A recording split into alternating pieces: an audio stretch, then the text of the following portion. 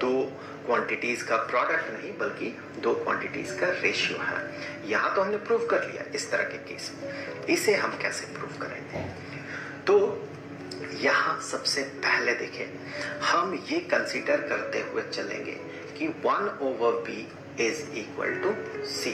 अगर ऐसा होता c is equal to 1/b, चलिए मैं फिर से लिख लेता हूं कि c is equal to 1/b। यहीं पर एक बार पहले ही ध्यान से समझ ले कि हम क्या प्रूफ करने वाले हैं।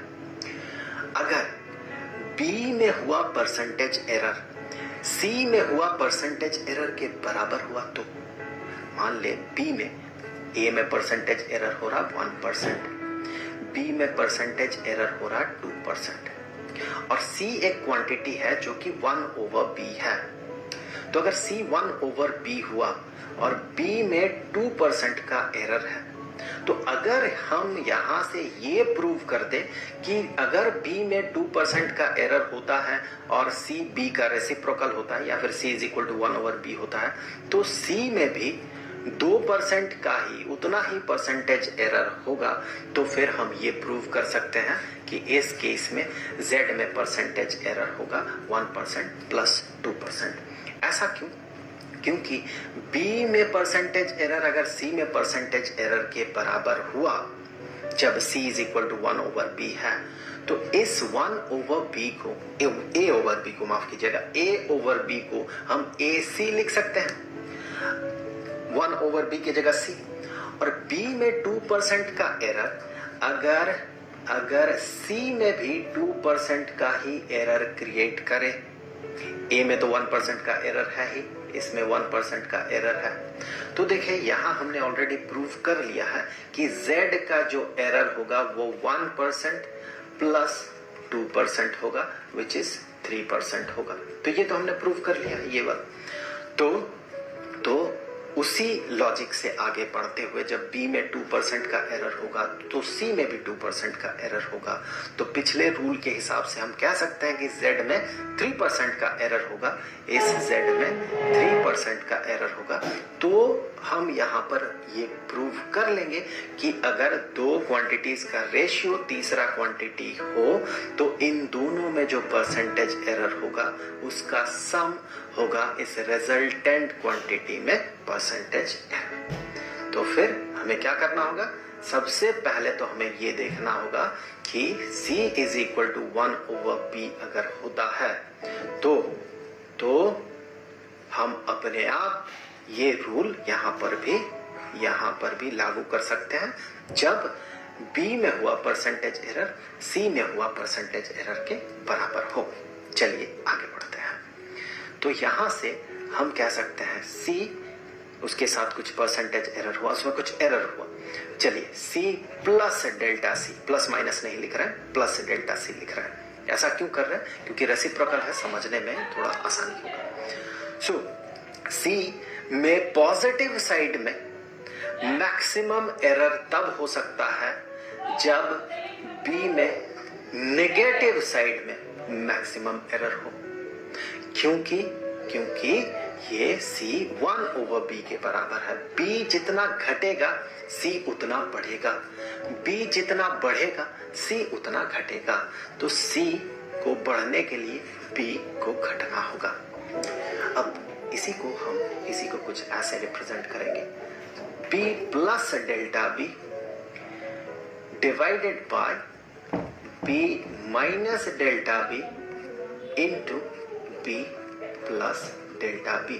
हमने क्या किया यहाँ पर? इस टर्म के न्यूमरेटर और डिनोमिनेटर दोनों में सेम टर्म मल्टीप्लाई कर दिया। कर ही सकते हैं हम ऐसा। अब यहां से हमें मिलेगा b plus delta b divided bye यहां से देखिए b minus delta b into b plus delta b।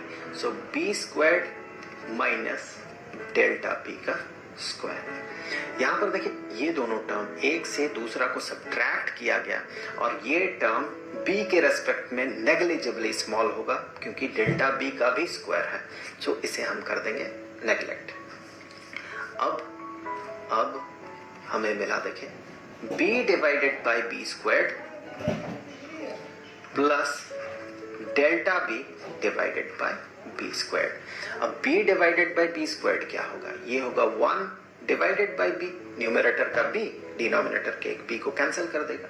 अब 1 डिवाइडेड बाई बी क्या है, 1 डिवाइडेड बाई बी तो सी है, तो यहां से हम आगे कहेंगे कि C plus delta C is equal to 1 divided by B क्या है, सी है। So C plus delta B divided by B squared. तो यहां से आप इस c को और c को कैंसिल कर सकते हैं इक्वेशन के दोनों साइड से। अगर c को सब्ट्रैक्ट करें तो हमें कुछ ऐसा मिलेगा। अब हमें मिला delta c is equal to delta b divided by B squared. हम क्या करेंगे, हम इक्वेशन के दोनों साइड को c से डिवाइड करेंगे तो हमें कुछ ऐसा इक्वेशन मिलेगा, यहाँ भी बी स्क्वायर्ड इंटू सी होगा। अब हमने पहले ही देखा है c is equal to 1 over b है, तो फिर यहाँ c के जगह 1 ओवर b हम लिख सकते हैं। सो c के जगह 1 ओवर b, तो वो b चला जाएगा न्यूमरेटर में। अब ये b डिनोमिनेटर के एक b को कैंसिल करेगा, तो हमें क्या मिला, हमें मिला कि delta c divided by c is equal to delta b divided by b। मतलब कि b का जो रिलेटिव एरर है, आप 100 से मल्टीप्लाई करें तो आप कह सकते हैं परसेंटेज एरर। b का जो रिलेटिव एरर है वही c का भी रिलेटिव एरर है। b में जो परसेंटेज एरर है c में भी वही परसेंटेज एरर होगा जब c और b एक दूसरे का रेसिप्रोकल हो। तो फिर उसी लॉजिक से हम यहाँ पर जो हमने बात किया था वही फिर से एक बार रिपीट कर लेते हैं। यहाँ पर हम ये कह सकते हैं कि चूंकि 1 over b is equal to c, तो हम z को ऐसे भी रिप्रेजेंट कर सकते हैं। a में परसेंटेज एरर एग्जांपल में हमने देखा था 1% है, तो अगर b में 2% का एरर हो तो c में भी 2% का एरर होगा। और इस केस में हम कह सकते हैं z में जो परसेंटेज एरर होगा वो होगा 1% प्लस 2%। अब ये 2% कौन सा 2% है, यही वाला 2% है जो b का परसेंटेज एरर है। तो ऑब्वियसली हम यहां से वही कह सकते हैं कि z में जो परसेंटेज एरर होगा वो होगा 1% प्लस 2%। यहाँ पर 1% a का परसेंटेज एरर है, 2% b का परसेंटेज एरर है।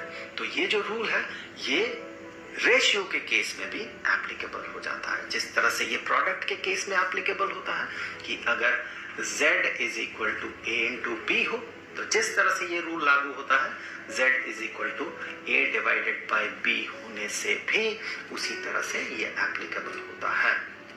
सो आई होप कि ये वीडियो आपके लिए हेल्पफुल रहा होगा।